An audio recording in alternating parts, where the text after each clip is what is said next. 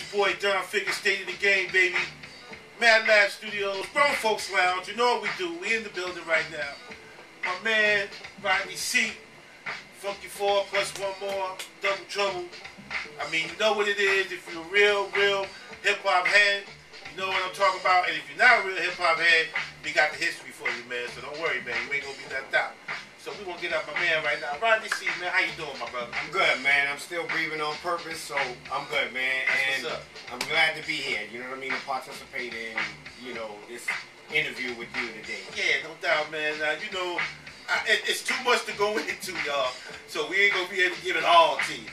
But we're going to, just holler at Rodney a little bit and get his take on certain things. So, first of all, I mean, I like you. Can you please tell everybody, who is Rodney C? Who's Rodney C? Sure. Well, my name is Rodney Stone, but I'm professionally known as Rodney C. I'm one half of the original Double Trouble. I was featured in the first hip-hop, breakdance, and graffiti movie ever created, and it was called Wild Style. Considered the Bible of rap, opened the doors for all the movies and things going on today. In addition to that, I'm also 1/5 member of the Funky 4 plus one more and the Funky 4 plus one. We were the very first hip-hop group from the Bronx to get a legitimate record deal. We were the very first hip-hop group with a female. Her name is Sha Rock, and she is the first female of hip-hop. And we were the very first hip-hop group to do national television. We did Saturday Night Live with Deborah Harry on Valentine's Day, 1981. So that's just some of the contributions that I made to hip-hop. Yeah, no doubt, man. And with, all that you've done and contribute, because to me, I feel that just when you guys were doing that at that time, it just is so groundbreaking to even imagine that hip-hop could be on a record. You know what I'm saying? In a way, I feel like it kind of even wrecked the game a little bit, putting hip-hop on records, because people began to get spoiled, and they didn't really hone in on the hip-hop craft anymore. It became something else. But I understand hip-hop had to grow, and that was the best way for it to grow. So I end up understanding that it's better to love it, but it's the way we use it. And, we won't go there. That's a whole other conversation. But what I like to know right now is, what are some of the things that you're doing, even outside of the music, that, we can look for from Rodney C? Well, I mean, I have my hands in a lot of different things. You know what I mean? I am director of special projects for Praise, Peace, and Pride and Corps, which is a non-profit youth organization, and they operate out of the South Bronx. The mission statement is to create positive alternatives for youth against drugs, crime, violence, and gang activity. Excuse me. And I do a project for Praise, Peace, and Pride, which is called Safe Night. Right. Safe Night is a concept that was conceived 20 years ago in Wisconsin. Youth leaders in Wisconsin felt the need to create environments that were drug-free, weapon-free, and argument-free, so they created Safe Night. Since the inception in 1994, they have produced over 500 Safe Nights in Wisconsin. The concept has swept the country.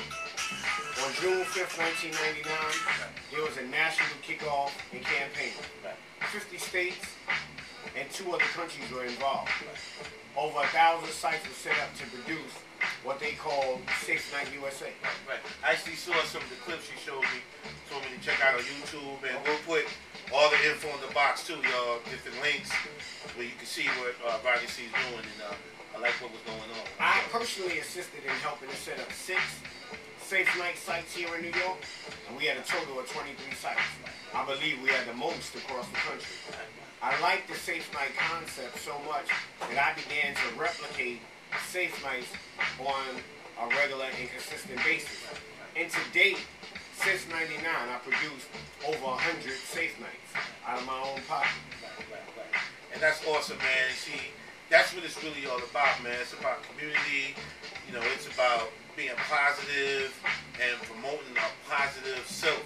You know what I mean? And I think today with hip-hop, I'm not saying guys don't do it, because there's a lot of great guys, but, there's a a lot that's not being done because it's not always about the music and the deals and the money. You know, it's really about community because to me, that's what hip hop was about, and it brought everybody together. It brought people together that would normally wouldn't even be together, and it brought people together where behind the scenes, I know there was a lot of this going on, you know, but it just represents something. I can't even put it in words that was so spiritual, and that's what really hip hop means to me, and that's what you mean to me, and brothers like yourself that paved the way for us to be able to get on a microphone and just be who we are, you know what I mean? And I pay tribute, and you know, I thank you for that because I've been to a couple of Funky Four shows, and I was the dude in the audience, you know, trying to get up to the speaker and watching somebody get their head knocked off for trying to get under that rope, you know what I mean? You know, but I love everything. As a matter of fact, what's some of the places you played? Wow, I have an extensive history. I mean, I've played T-Connections. I've played the Audubon Ballroom. I've played Randy's Place. I've played the Celebrity Club. I've played the Webster PAL. I've played pretty much anything that would open the doors to what we call hip-hop. I played in. I played in the cadet headquarters. I played, the only place I didn't play that I would have loved to play was the Fever. I've never done the Fever. Right. But we got to do Harlem World, and it wasn't too many spots that was available at that time. Right. That's what's so awesome. The fact that you guys, y'all were doing those spots. Now, we were the underlings that wanted to get where you guys were. You know, so we were doing our little thing or whatever, but we were always inspired by hoping that one day we could play the Audubon. One day we could play, I mean, Harlem World, man. I've been to Harlem World only once. Right. Once. Okay. And the only reason why I got in because of my older sister. Because, you know, she was a G already. Okay. So I just was so awestruck being at Harlem World because the way they talked about it back then, and you know, like every era of youth has that thing in that place. You know what I'm saying, fam? Like in Harlem World, this in our era was, if you did that, that was like doing the garden. You know, at that time. You know what I'm saying? And for us, like, I remember a time, it being the very beginning, okay, when it was only two groups that was representing hip-hop. That was Grandmaster Flash and his crew before they became the Furious Five. Right, no, what was it before that? It was Grandmaster Flash and the 3 MCs. Yes. Right? And that's going way back. Okay, now, the Funky Four is the first hip-hop group from the Bronx to be considered an organized group. You know what I mean? And what I mean by that is that they had a proper name, they had a proper sound system, proper production, you know what I mean, and a proper following. You know what I mean? And not too many people at that time had what the Funky had. You know what I mean? I was with a group called the Magnificent Seven prior to going to the Funky Four. Now, I was with the Magnificent Seven from the Bronx. Not Spivey and Rayvon and E-Man from Manhattan. I remember in the early days us battling them for the name. You know what I mean? We ended up spanking them. You know what I mean? No disrespect, family, but you know they never changed their name. The Magnificent Seven had a short-lived existence, and I ended up moving on from them to the Funky Four. So when did the Funky Four officially start? When you say that, what year was that? I would say 78. I would say the 78 Okay. for the original Funky Right. Four. Right. Now, there's footage with Sha Rock Right. from 77. Right. Raheem is in the footage. Shaw's in the footage. Right. I think Chief and Kay, I think they all were in this footage. Right. But I don't think they were called the Funky Four at that time. At that time. Right. Right? I don't think they were called the Funky Four Right. at that time. And there's a story about how they became the Funky Four, Right. but I can't tell you that. Right, But that's that's okay. gonna go in my book. Yeah. No. Right? So, Okay. but there's a history Yeah, and a behind story that. behind Right. how they became the Funky Four. Right. Well, one of the things I really liked about Funky Four was when y'all would come and play, you know, you had the dress code and you had a well-coordinated dress code. Y'all had the jean jacket with the name. But I've actually seen y'all other stuff too that like had the name on it, and you know, just like we always at Jew-Man trying to figure out how we gonna get our stuff to look like that. You know, we didn't know how to. We didn't even know you could iron on the letters yet, because Right. we was young, you know. Okay. But then when we found out, it was on the pocket, baby. Right. We just and imitated you guys, and that's the thing, you know. Hip hop always inspired. You know what I'm saying? We lived in a time where it was so much going on, not even just in the hood, but just everywhere. And for us to have found this thing called hip hop, and We ain't find it. we created it, rather. I'm sorry, I ain't find We it. ain't find My it. bad. Strike that from the record, y'all. To have created hip hop, I don't know if people really understand that it changed the world. And it's still changing the world. People understand it. You know what I mean? People just don't know the history, Right. so they don't know how How it became it hip hop. changed the world. Right, how it All, changed the world. for a lot of people, hip hop is all they know Right. because they was born Right. into the rap era, Right. not the hip hop era. Right. Because a lot of people don't know the difference between hip hop and rap. Right. And that's a whole nother conversation. Hip hop is a culture, it's a lifestyle, it's what we do. You know what I mean? It's how we live. It's not creating music to make money. Right. That's what rap Rap is. is. Right. Rap is creating music to make money. Right. Okay? A lot of people who enjoy the spoils Right. of what they believe to be hip hop Right. don't know anything about hip hop. Right. What they do know is about the rap industry, Right. which is a derivative Right. of hip hop. Okay? And the capitalization of one entity, Right. and that's the mic skill. Right. Right? Now you can see how it has evolved where you have producers who are producing music. The music that was available to us wasn't our music. Right. We had music that was provided by James Brown and various other artists who created what we consider to be the background or the backing tracks to hip hop. Right. You know what I mean? And even some disco records Right. became these backgrounds Right. or these Right. backing tracks. Right. And today you have producers who create their own music, right, from scratch. Right. Because they understand the elements Right. that goes into what we consider to be a hip hop beat. Right. You understand what I'm saying? So it has evolved. You know what I mean? I'm grateful that I had an opportunity to be one of the pioneers who gave birth to hip hop. Now, using that word, I'm using the word pioneer loosely because everybody is not a pioneer. Right.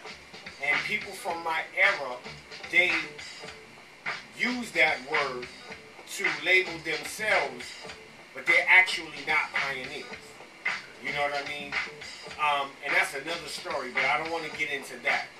What I want to say is, as opposed to being a pioneer, I was a part of a pioneering group. pioneer means to be first. Right. Right? To do something first. Everybody I know wasn't first. Right? Now, if you was first to do something that became a part of hip-hop, then you have a pioneering aspect. But you're still not a pioneer. I feel what you're saying. Okay. You understand what I'm saying? Like with anything, there's a growth and development. And it's a natural progression. Like your producers today, they produce their own music. Right? They're still not pioneers. Right? Because what they do came from a concept that was before them. And what we do came from a concept that was before us. You understand what I'm saying? So nothing just comes into existence. You know what I mean? Things are, like there's nothing new under the sun. I'm sure you heard that cliche. There's nothing new under the sun. So now, we see technology evolving every day. And I always use the analogy of a digital watch. Remember digital watches? Oh, man. When they first came out? The Casio. Digital watch was $1,000. When it first came out. Right? A few years later, you got a digital watch free in a McDonald's Happy Meal. Right? These phones, every 2-3 months, it's a brand new phone. That does a little bit more than the last one. Natural progression. You know what I mean? So it would have been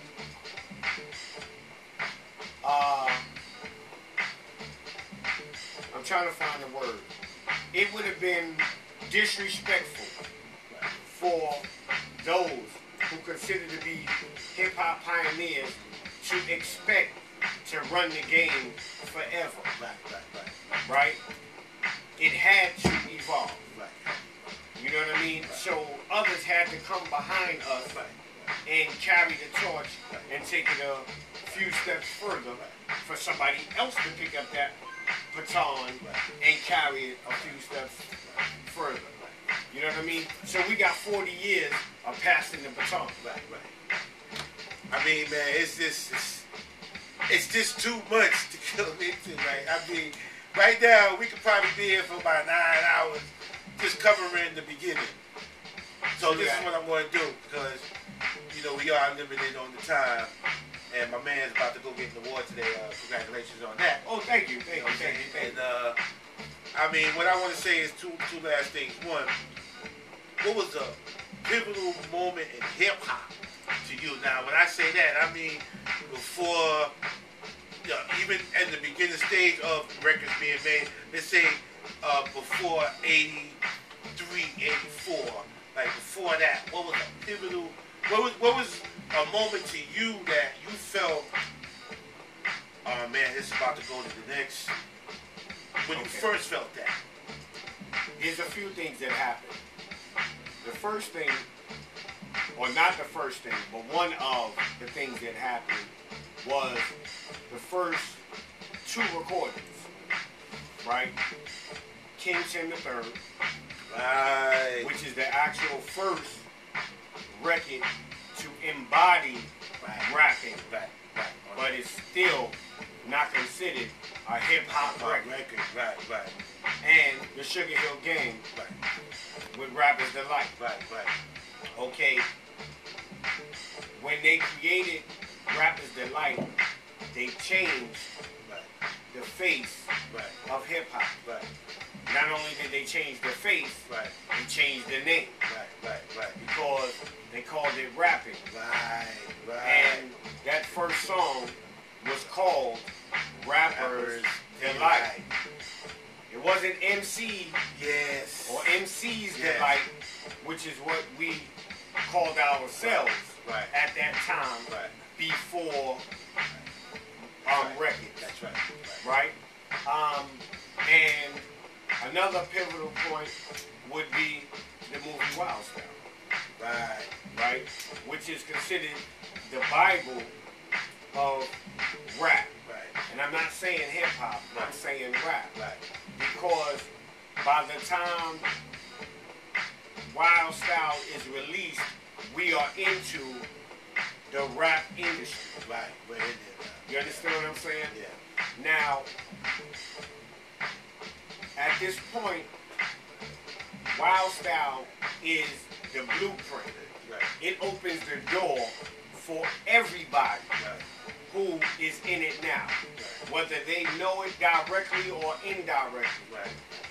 The influence that comes from this movie Right. is what people use Right. as their inspiration Right. Right. to be a part of. Right. That's why I say hip hop is a lifestyle. Right. It's what we live. Right. Right. It's not what we do. Right. Right. You know what I mean? I'm gonna say something, man. You know, and to all my homies out in the West Coast, U-Star, to all my homies out in the A, to all my homies out in San Antonio, everybody knows when I come through, I got a hip hop tape. And I had the VHS of Wild Style, and I would be out, this kind of stuff I would show up against you. And everybody that I know said, when they saw Double Trouble come out, with the suits and the joint, the Tommies in the hand, Right. and these are gangsters. This is straight up. And to all, you know, red, blue, all colors, y'all know, down figure, enough respect. And I'm cool with everybody. And they all say, when I saw that, I wanted to rap like a gangster. So, it's crazy how, and I know that when y'all did that, it wasn't because of that, or at least I feel I do. I feel that y'all did that to show that you was in control of your own and wasn't nobody gonna take it from you. And people could take it many ways, and that's a whole nother conversation. Okay. But I just want you to know, when I saw it, Right. that for me it was like, okay, I became another person because my first name was Teddy Bear.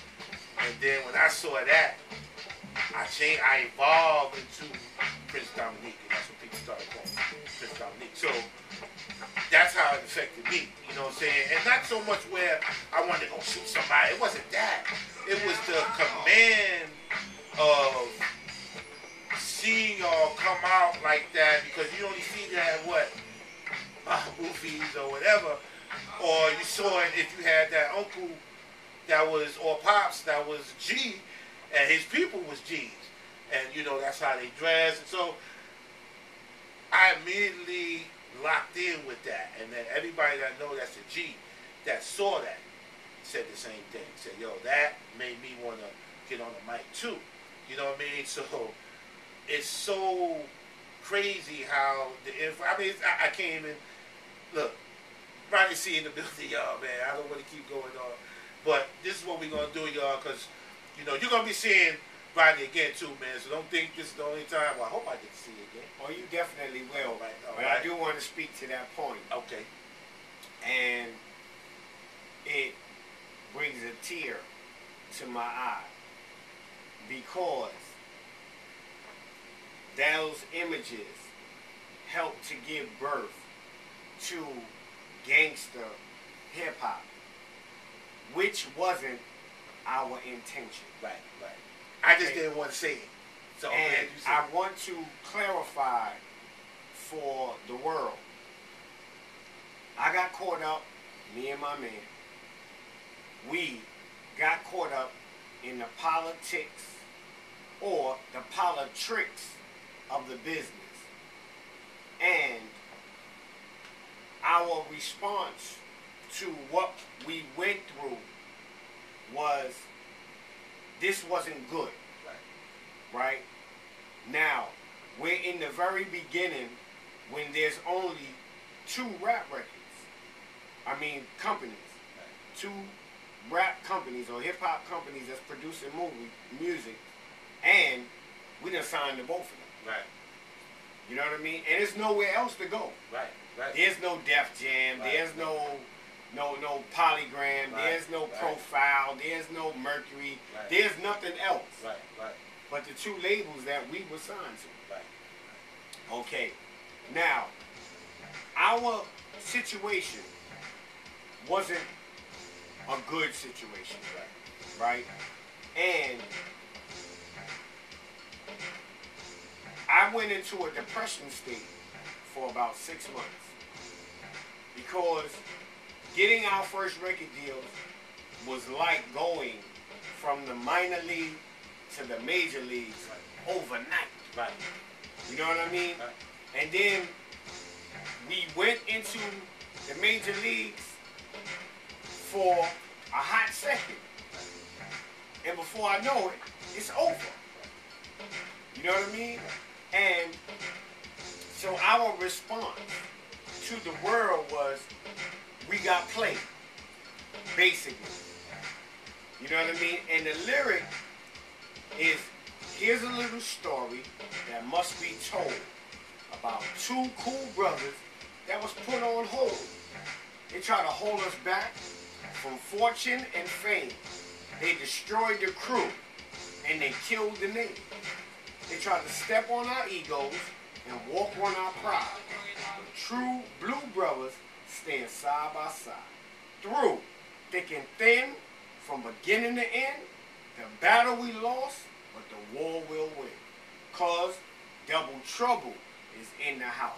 Now, we got double trouble from what we felt was being given to us from the industry. We got trouble. It's two of us. Double trouble. Right? Now, hip-hop is growing up at this point. So, we're dressing. Right? Double trouble, you know what I mean? The natural image, if you use those two words together, double and trouble, right? It's just trouble multiplied, right? And you think of gangsters. You know what I mean? So we came out with the Tommy guns. You know what I mean? But the story, the message was the business was trying to take advantage of us. And that's what we talked about. We ain't talking about shooting people's mothers and robbing them and killing them and doing all of that. But people missed the message and was just looking at the image, that visual with the guns, and went to the left with that. You know what I mean? And I know me and my man, we the catalyst to that gangster rap. You know what I mean? But I never was a gangster. I never did a gangster rhyme. I mean, I wrote a fictitious rhyme about a friend that I went to school with. His name was Frank. We called him Frank Nitty. We also know who Frank Nitty was, the original Frank Nitty, and I wrote a rhyme about him, you know what I mean, out of just. But I've never been into, you know, the gangster, the thugging, the whatever, you know what I mean? I've never been into that. And I'm a grown man today. I don't allow my children to listen to hip-hop because it's so negative, it's so derogatory, it's so degrading. So it's important to me, you know what I mean, that anything that I involve myself in, it has to have an educational benefit as well as a spiritual influence. You know what I mean? And, you know, as long as it has those entities, then I will get behind it 110%. If it doesn't have that, I don't want to be involved with it. You know what I mean? And I don't care how much money people call me and offer me. You know what I mean? I get calls to be on albums and whatever. And the first thing I want to know is who you got on the album and what is their lyrical content. Because I don't want to be a part of an album where somebody's on it and they fussing and cussing and carrying on, you know, because I'm not a part of that. That's not what I promote. Well, you know, I'm hurt by the state of things today in the music, but at the same time, I'm inspired because I never gave up on it, and I only really deal with cats that are from real hip-hop, and anybody that know me from anything, you know that's all I've ever been into. So you know, and again, I want to thank you, man, because, you know, creating hip hop changed my life. And for me, it changed for the better, even though I went through my struggles. But it was because of hip hop that I was able to come back, because that when I was doing hip hop, I wasn't getting in trouble. It's when I wasn't doing hip hop when I started getting in trouble. So I went back to hip hop, because then idle mind, everything changed. Idle hands, Feel me? Devil's playground. So, you know, and again, we want to thank Rodney C for coming through. You know what I'm saying? And, you know, don't worry, y'all. We're going to bring him back, man. I mean, we trust me, we're going to bring him back, y'all, because there's a lot more to this. But right now, we're going to take y'all back, man. And Rodney C is definitely giving me permission to allow me to get on here, give y'all a little blessing, show you what a real hip-hop MC is. And to all my hip-hop heads out there, we love y'all, man. Appreciate all your support. Shout out to DJ Sammy D in the building, General Classy D, legendary E-Man on the mix, DJ Love Kid. Got Priest in the building, can't forget Godfather, T-Ski Valley. You know the team, we in here, and we'll be right back with Rodney C.